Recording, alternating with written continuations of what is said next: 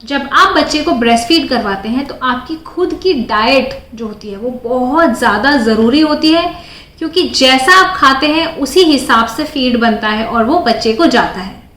आज की वीडियो में मैं बात करूंगी उन चीज़ों की जो कि आपको अवॉइड करनी चाहिए जब आप ब्रेस्ट फीड करवा रहे हैं अपने बच्चे को। तो आज मैं बात करूंगी ऐसे 7 फूड आइटम्स की जो कि आपको अवॉइड करने हैं अगर आप अपने बच्चे को करवा रहे हैं ब्रेस्ट फीड। तो वीडियो अगर आपको पसंद आती है तो वीडियो को लाइक ज़रूर करिए, और चैनल अगर अभी तक आपने सब्सक्राइब नहीं किया है तो चैनल को भी ज़रूर सब्सक्राइब करिए। सबसे पहली चीज़ जो आपको नहीं खानी है वो है highly processed food, instant food, packaged food and carbonated drinks.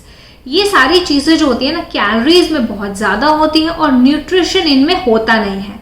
तो ये चीज़ें आपको अवॉइड करनी है। इनमें मैदा भी बहुत होता है, डाइजेशन के लिए बिल्कुल भी ठीक नहीं होती है, हेल्थ के लिए भी ठीक नहीं होती है। तो डिलीवरी के बाद आपको ऐसा खाना खाना है जो कि आपको अच्छा न्यूट्रिशन दे और आपके बच्चे को भी अच्छा न्यूट्रिशन मिलेगा। तो ऐसे टाइम पे ये सारी चीज़ें आप अवॉइड करें। लेकिन मैं समझती हूँ ये बात भी कि 6 महीने तक मिनिमम ब्रेस्ट फीड अगर आप करवा रहे हैं, या उससे आगे भी कई फीमेल्स अपने बच्चे को ब्रेस्ट फीड देती हैं, तो इतने लंबे समय तक आप बोल रहे हो कि आप जंक फूड ना खाएं।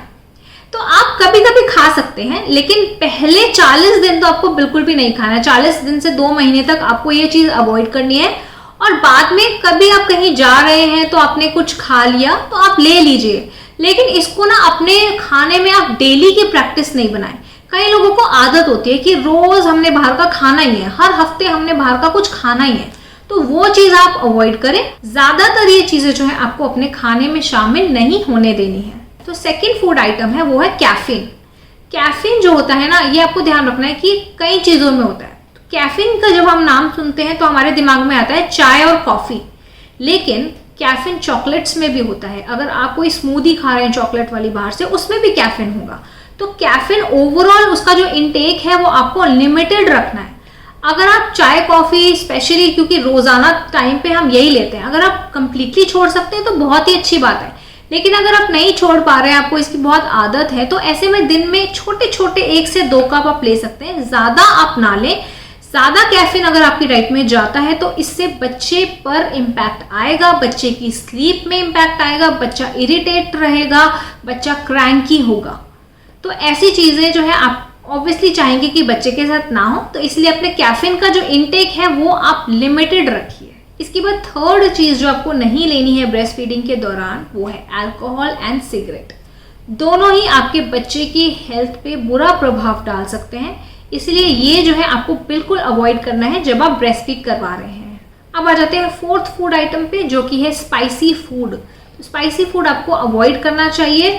अब इसमें ये नहीं है कि मैं बोल रही हूँ कि उबला हुआ खाना खाइए आप अगर आप ब्रेस्ट फीड करवा रहे हैं तो ऐसा नहीं है, क्योंकि ब्रेस्ट फीड जैसे कि मैंने बोला आप काफ़ी टाइम तक करवाते हैं अपने बच्चे को।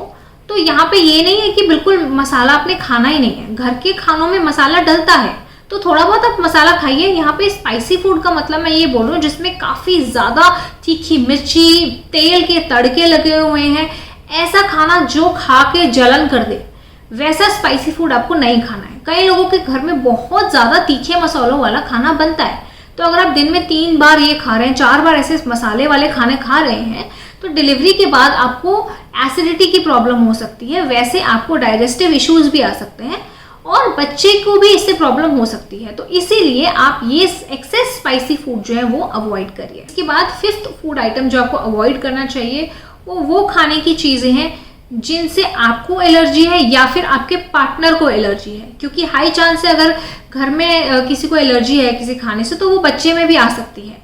तो ऐसे टाइम पे जब आप बच्चे को ब्रेस्ट फीड करवा रहे हैं तो आप वैसा खाना अवॉइड कर सकते हैं। जैसे कई लोगों को मूंगफली से एलर्जी होती है, तो आप ब्रेस्ट फीडिंग के दौरान मूंगफली अवॉइड कर सकते हैं। तो इन सब चीज़ों को आप ध्यान दें। इसके बाद आते हैं 6th फूड आइटम पे, जो कि है सिट्रस फ्रूट्स, जैसे कि संतरा, मौसम्बी। तो इनको ये नहीं बोल रहे हैं कि आप बिल्कुल ना खाइए, लेकिन इसका ध्यान आपको रखना है पहले महीने या 40 दिन में, उस टाइम पे आप ये थोड़ा अवॉइड करिए। उसके बाद आप ये खा सकते हैं, लेकिन ऐसा नहीं है कि बहुत ज़्यादा आप इसको कंज्यूम कर रहे हैं। तो ओवर कंजम्पशन जो है वो आप अवॉइड करिए, लिमिटेड क्वांटिटीज में आप ये ले सकते हैं। और हाँ, इसके बाद एक और ज़रूरी बात कि इनका जूस जो है ना वो आप अवॉइड करिए। जूस की जगह आप फ्रूट लेना जो है वो प्रेफर करिए 1 महीने के बाद। जैसे कि एक संतरा आप खाएंगे तो उसमें आपको फाइबर भी मिलेगा, लेकिन अगर आप जूस ले रहे हैं तो वो जूस बनेगा 3 से 4 संतरों का, जिसमें से फाइबर निकल चुका है और वो एक मेन शुगर ड्रिंक जो है वो आपके लिए बन गई है। तो उस चीज़ को आप अवॉइड करिए। एंड स्पेशली अगर आपको एसिडिटी होती है तो उस केस में तो आप ये जो सिट्रस फ्रूट का जूस है ये अवॉइड करिए, एंड खाली पेट तो आप इसको बिल्कुल भी ना लें।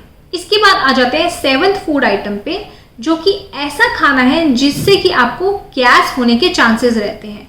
जैसे कुछ वेजिटेबल्स, भिंडी हो गई, गोभी, ब्रोकली, या फिर कुछ दालें होती हैं ऐसी, उड़द की दाल होती है, राजमा हो गए, चने हो गए, ये सब चीज़ें आपको पहले महीने में अवॉइड करनी है। ऐसा नहीं है कि आपको पूरा टाइम जब भी आप ब्रेस्ट फीड करवा रहे हो ये कुछ भी नहीं खाना है, ऐसा नहीं है, लेकिन पहले महीने में आप अवॉइड करिए। उसके बाद आप धीरे धीरे इन चीज़ों को अपनी डाइट में शामिल करना शुरू करिए। कुछ भी अगर आप इनमें से चीज़ ले रहे हैं, ऐसा खाना ले रहे हैं जो कि गैस कर सकता है, वो चीज़ आप कम से शुरू करें। जैसे राजमा है, अगर आप राजमा खाना शुरू कर रहे हैं तो पहले आप थोड़ी क्वांटिटी में लीजिए और धीरे धीरे उसकी क्वांटिटी बढ़ाइए। और ऐसा कोई भी खाना आप जब खाएंगे तो आप ये खाना दिन में खाइए, ताकि दिन का समय हो आपके डाइजेशन के लिए। अगर आप ऐसा कुछ भी रात के समय खाते हैं और खाते अगर आप सो जाएंगे तो ये चीज़ आपको सही से डाइजेस्ट नहीं होगी, जिससे कि आपको गैस की प्रॉब्लम हो सकती है और जिससे कि बच्चे को भी गैस की प्रॉब्लम हो सकती है। तो इसका ध्यान आपने बिल्कुल देना है। तो दोस्तों यहीं पे होता है आज का वीडियो खत्म। उम्मीद करती हूँ ये जानकारी आपको पसंद आई होगी, तो वीडियो को जरूर लाइक करिए, चैनल को सब्सक्राइब करिए। Thank you so much for watching blessed mom squad. Good bye, take care and stay safe.